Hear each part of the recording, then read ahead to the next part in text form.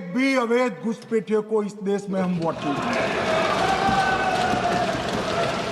ये हमारे एनडीए का पॉलिसी है मान्यवर। डिटेक्ट मतलब ढूंढो, डिलीट करो, मतदाता सूची में नाम काटो और उनको डिपोर्ट करो। हम संवैधानिक प्रक्रिया कर कर डिटेक्ट, डिलीट और डिपोर्ट ये पूरा करेंगे। डिटेक्ट, डिलीट और डिपोर्ट। बांग्लादेशी और रोहिंग्या घुसपैठ पर अब यही फॉर्मूला लागू होगा और इसी फॉर्मूले को लेकर यूपी से लेकर बंगाल, बिहार और बांग्लादेश तक खलबली मची हुई है। और खलबली कितनी ज्यादा है खुद देख लीजिए।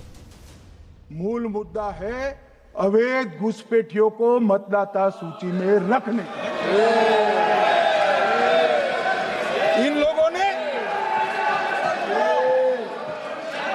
मान्यवर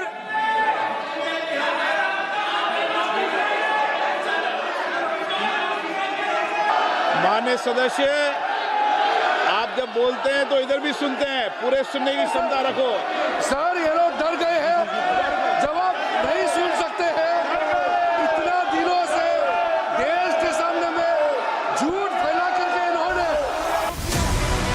संसद में अमित शाह जब तक एसआईआर पर बोल रहे थे कुछ नहीं हुआ, लेकिन जैसे ही अमित शाह ने घुसपैठियों पर बोलना शुरू किया, पूरा विपक्ष सदन छोड़कर बाहर निकल गया। ये क्यों सदन छोड़कर भाग गए? मैं इनके सामने तो कोई बात भी नहीं कर रहा था, ना कांग्रेस पार्टी के सामने बात कर रहा था। मैं तो बात कर रहा था घुसपैठियों को देश के बाहर निकालने की। अब ये तो देखिए साहब, अगर मैंने इतने सारे आरोप करे श्री जवाहरलाल नेहरू पर, इंदिरा गांधी पर, इनके पिताजी पर, सोनिया जी पर, तब भागते तो लाजिम था। ये घुसपैठियों को लिए भाग गए क्योंकि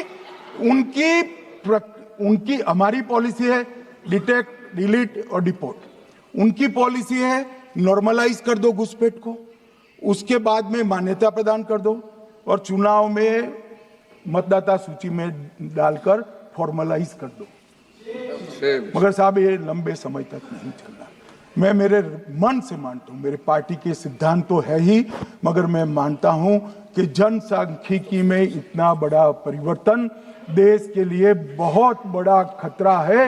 यह देश एक बार जनसांख्यिकी के आधार पर बढ़ चुका है और हम नहीं चाहते कि आने वाली पीढ़ी ये देश के भी बंटवारे दिखे। इसलिए ये बहुत जरूरी है कि इस देश से घुसपैठ को रोकना पड़ेगा।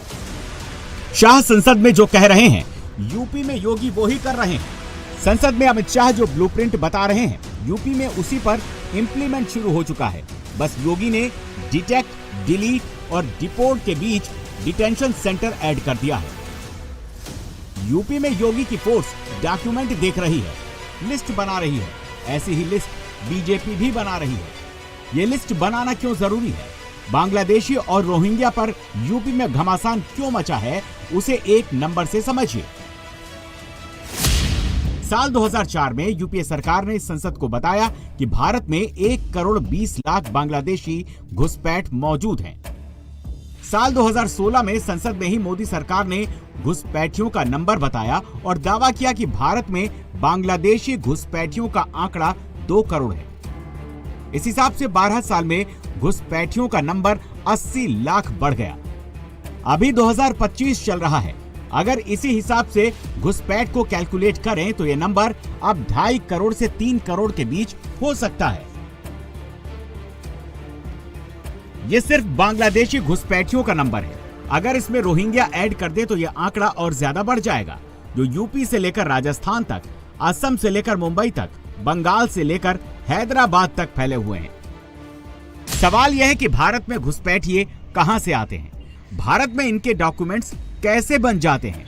भारत के अंदर घुसपैठियों को पनाह कौन देता है? यूपी में आखिर 10 लाख घुसपैठियों की एंट्री कैसे हो गई? आज इसकी पूरी पिक्चर आपको दिखाएंगे। सबसे पहले बांग्लादेश से सटा भारतीय बॉर्डर देखिए।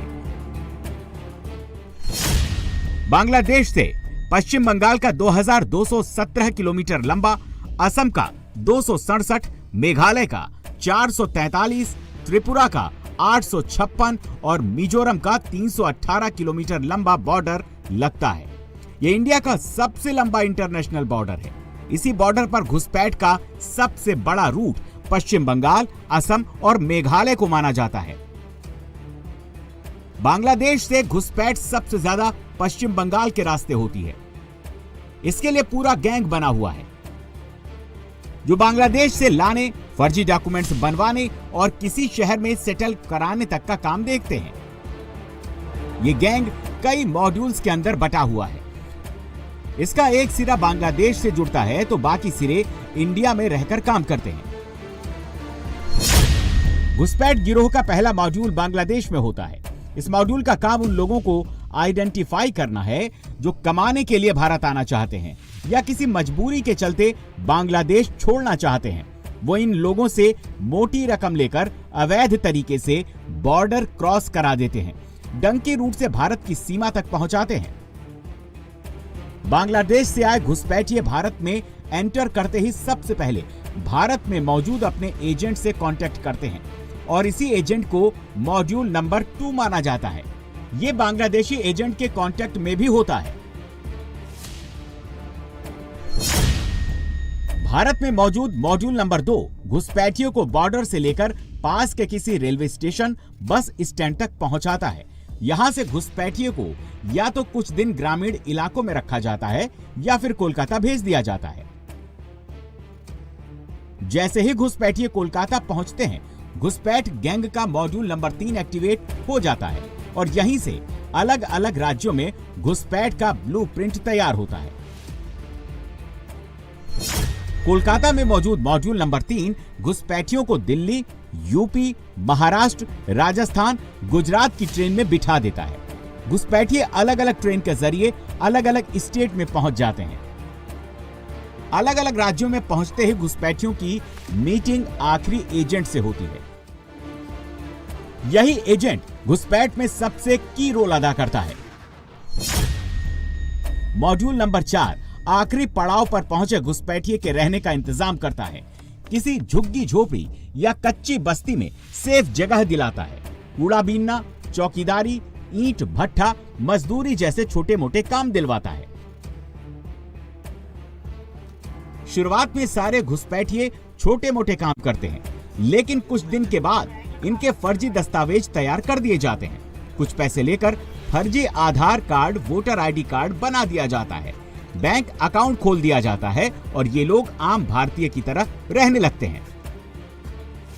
मुझे लगता है कि पूरे लखनऊ शहर में जहां जहां मैंने जांच की है, बबरेटा गांव ही बताते हैं। तो बबरेटा गांव के जब मैंने गूगल सर्च किया तो बहुत बड़ी जनसंख्या नहीं है, बॉर्डर पे लगा छोटा सा गांव है, लेकिन वहीं का सब आधार बन करके यहाँ आए। बांग्लादेश से भारत में घुसपैठ कराने वाली गैंग ने पूरा रेट कार्ड सेट कर दिया है। जिसको भी भारत आना है उससे मोटी रकम वसूली जाती है। अलग अलग पड़ाव पर एजेंट्स अलग अलग हिस्सा लेते हैं। ये कैसे होता है ये भी देख लीजिए। बांग्लादेश से पहाड़ी के रास्ते घुसपैठ का रेट 7 से 8 हजार रुपए है। इस रास्ते में जोखिम बहुत कम होता है, इसीलिए रकम भी ज्यादा होती है।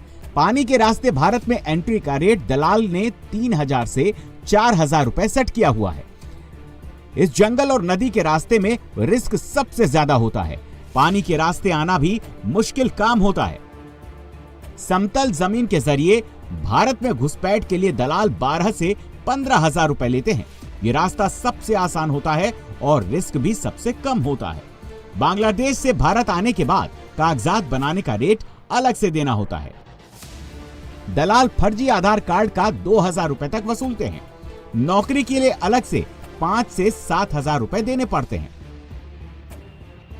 आधार कार्ड बनने के बाद घुसपैठियों के लिए भारत के किसी भी कोने तक पहुंचना आसान हो जाता है। पकड़े जाने का रिस्क बहुत कम हो जाता है, इसीलिए एंट्री के बाद आधार कार्ड बनवा ही लेते हैं। सवाल यह है कि बॉर्डर की सिक्योरिटी के लिए बीएसएफ तैनात है। चप्पे चप्पे की निगरानी होती है, फिर भी घुसपैठिए आखिर भारत में दाखिल कैसे हो जाते हैं, यूपी तक कैसे पहुंच जाते हैं, बंगाल के रास्ते पूरे देश में कैसे फैल जाते हैं, ये भी जान लीजिए। भारत और बांग्लादेश के बीच कुल बॉर्डर 4096.7 किलोमीटर लंबा है। इनमें से 3232.7 किलोमीटर बॉर्डर की फेंसिंग की जा चुकी है। पश्चिम बंगाल में 2216.7 किलोमीटर बॉर्डर पर 1647.7 किलोमीटर तक की फेंसिंग की जा चुकी है। असम में 267.5 किलोमीटर लंबे बॉर्डर पर 201.5 किलोमीटर तक की तारबंदी हो चुकी है। त्रिपुरा में 856 किलोमीटर लंबे बॉर्डर की पूरी फेंसिंग हो चुकी है। ये इलाका पूरी तरह से सेफ हो चुका है। मेघालय में 443 किलोमीटर लंबे बॉर्डर में 367.1 किलोमीटर इलाके में तार लग चुका है।